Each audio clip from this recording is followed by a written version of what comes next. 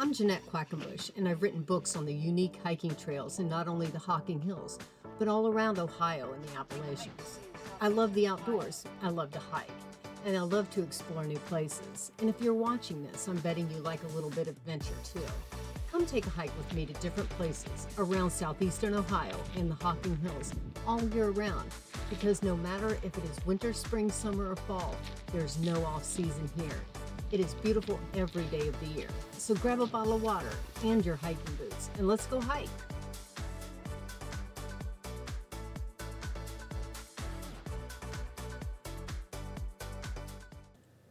Well, my vehicle thermometer said it was a sweltering 106 degrees this afternoon. So I decided, for some absurd reason, it would be a great time to go for a hike. The nice thing was that it was at Kunkel's Hollow and the trail was tree covered on both the upper and lower trails.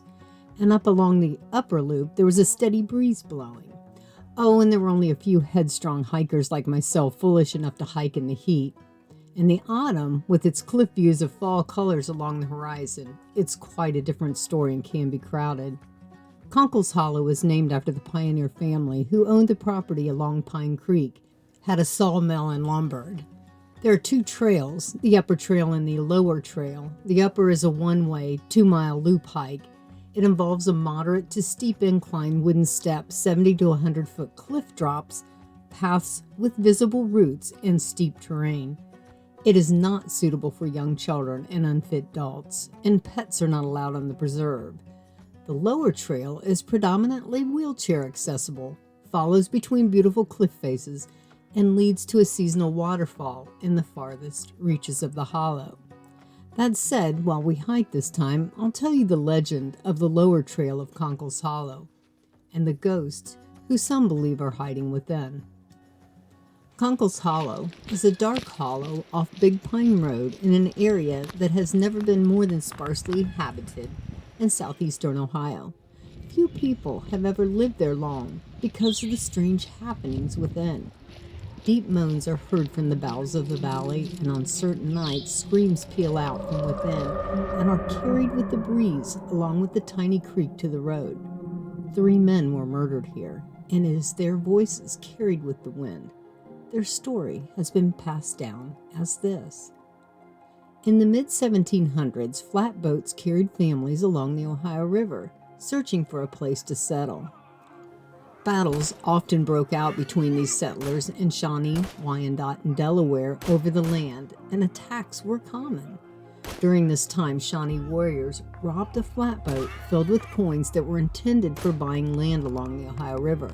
The settlers chased them northward until they reached a cliff-ridden area now known as the Hocking Hills.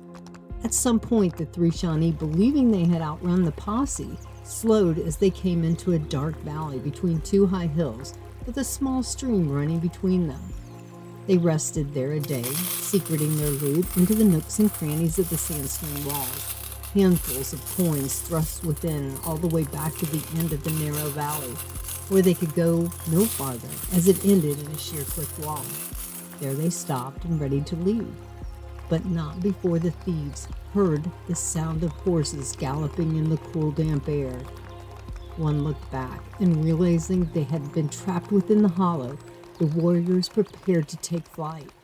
Yet the settlers outnumbered them. There was no escape, and the posse murdered the men within the hollow. The settlers never recovered the many coins. Worse, the place almost immediately became a terrifying area to visit. Moans and groans swept out from the hollow, later named Kunkel's Hollow, and ghosts played pranks on those walking within as if they wanted to keep them out.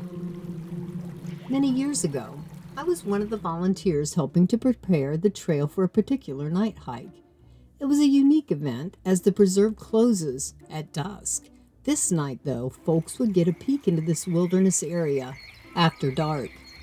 4 or 5 kids were also volunteering, and to the trill of frogs and songs of birds, we began to set up tiki bamboo torches along the trail so visitors could see the path during the hike. It was a new moon night, and we knew it would be very dark soon, so we quickened our setup. Once finished, we dawdled at a cave in a bend of the trail until darkness set in. and we readied with rechargeable lighters and matches to fire up the torch wicks. We all picked a torch to light. However, as hard as we tried, not a single one of us could get any of them to light. Every time we lit a match, a puff burst past our fists, as if someone's breath was blowing the tiny flame out. Every time we flicked the lighter, it would not give us a flame. To make matters worse, someone pointed out that the hollow had become deathly quiet, lost of the raucous sounds of a forest at night. In the sudden silence and complete blackness, I collected the volunteers one by waving my hands in front of me and listening to their furious, terrified whines that it was taking me far too long to get each. 10 hands latched onto my shirt. We had to stagger blindly all the way back to the parking lot in the pitch black for more matches.